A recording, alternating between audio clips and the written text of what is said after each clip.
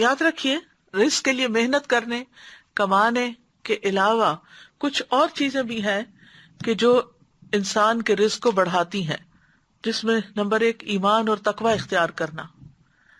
وَمَن يَتَّقِ اللَّهَ يَجْعَل لَّهُ مَخْرَجًا وَيَرْزُقْهُ مِنْ حَيْثُ لَا يَحْتَسِبُ.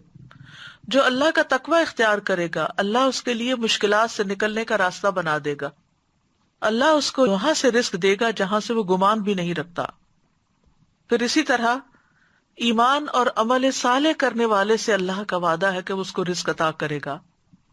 ابن عباس سے اس آیت کا مطلب پوچھا گیا، من عمل صالحا من ذکر او انثى وهو مؤمن فلنحيينه حیاتا طیبہ. جو بھی نیک عمل کرے، مرد ہو یا عورت ہو اور وہ مومن ہو، تو یقیناً ہم اسے ضرور زندگی بخشیں گے، پاکیزہ زندگی، اور یقیناً ہم انہیں ان کا اجر ضرور بدلے میں دیں گے. تو انہوں نے کہا حیات طیبہ سے مراد حلال رزق ہے، کہ ایسے لوگوں کو اللہ تعالیٰ حلال رزق عطا کرے گا. پھر یہ ہے کہ رزق کمانے کے ساتھ ساتھ عبادت کے لیے وقت نکالنا چاہیے، ورنہ فرمایا ابن آدم مجھ سے دور نہ ہو ورنہ میں تیرے دل کو فقر سے اور تیرے ہاتھ کو شغل سے بھر دوں گا. یعنی کام کبھی ختم نہیں ہوگے، عبادت کے لیے بھی وقت نکالو. پھر فرائض کی ادائیگی، پھر اللہ کی اطاعت کرنا. حدیث میں آتا ہے رزق کی تلاش میں میانہ روی اختیار کرو، کہیں ایسا نہ ہو کہ رزق کا مؤخر ہونا تمہیں اس بات پر اکسا دے کہ تم اللہ کی نافرمانیاں کر کے اس کی تلاش میں پڑ جاؤ. یاد رکھو جو کچھ اللہ کے پاس ہے وہ اس کی اطاعت کر کے ہی حاصل کیا جا سکتا ہے. یعنی صرف دنیا کی طرف ہی توجہ نہ ہو بلکہ اللہ کی اطاعت کو بھی نہ بھولو.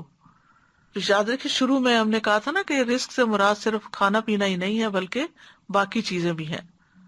پھر اسی طرح نیکی کے کام کرنا، شکر گزار بننا نعمتوں کو بڑھا دیتا ہے. لئن شکرتم لازیدنکم، اگر تم شکر ادا کرو گے تو میں تم کو اور ضرور زیادہ دوں گا. پھر توبہ استغفار کرنا، اس سے رزق میں اضافہ ہوتا ہے. تسبیحات سے رزق ملتا ہے. اللہ کے نبی نوح علیہ السلام کی وفات کا وقت جب قریب آیا تو انہوں نے اپنے بیٹے سے فرمایا سبحان اللہ و بحمدہ کا ورد کرتے رہنا، یہ ہر چیز کی نماز ہے اور اسی کے ذریعے مخلوق کو رزق ملتا ہے. پھر پے در پے حج اور عمرہ کرنا، صلہ رحمی کرنا، رشتہ داروں کو دینا. فرمایا جس شخص کو پسند ہو کہ اس کے رزق میں وسعت ہو یا اس کی عمر دراز ہو تو اسے چاہیے کہ وہ صلہ رحمی کرے. دوسروں پر خرچ کرنے سے رزق میں اضافہ ہوتا ہے. رسول اللہ صلی اللہ علیہ وسلم نے فرمایا کہ اللہ عز و جل فرماتا ہے اے ابن آدم خرچ کرو میں تجھ پر خرچ کروں گا. پھر اسی طرح کمزور لوگوں کا خیال رکھنے کی بدولت رزق ملتا ہے. آپ صلی اللہ علیہ وسلم نے فرمایا میرے لیے ضعیف اور کمزور لوگوں کو تلاش کرو کیونکہ تم لوگ اپنے کمزور لوگوں کے ذریعے ہی رزق دیے جاتے اور مدد کیے جاتے ہو. پھر اسی طرح طالب علموں پر خرچ کرنا. انس بن مالک کہتے ہیں کہ نبی صلی اللہ علیہ وسلم کے زمانے میں 2 بھائی تھے جن میں سے ایک تو نبی صلی اللہ علیہ وسلم کی خدمت میں آیا کرتا تھا اور دوسرا بھائی کمائی کرنے جاتا. چنانچہ کمانے والے نے دوسرے بھائی کے بارے میں آپ صلی اللہ علیہ وسلم سے شکایت کی. آپ نے فرمایا کہ شاید تم اسی کی وجہ سے رزق دیے جاتے ہو، یعنی تمہیں جو مل رہا ہے اس لیے مل رہا ہے کہ تم آگے اس پر اپنے بھائی پر خرچ کرتے ہو.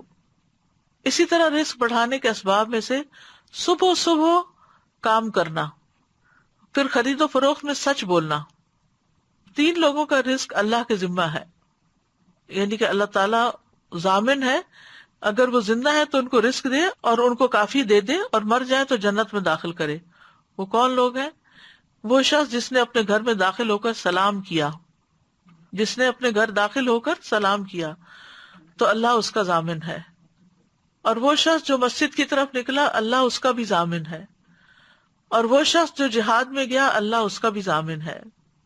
اسی طرح 4 چیزیں رزق لاتی ہیں: رات کا قیام، سحری کے وقت کثرت سے استغفار کرنا، صدقہ کرتے رہنا، دن کے پہلے اور آخری حصے میں اللہ کا ذکر کرنا.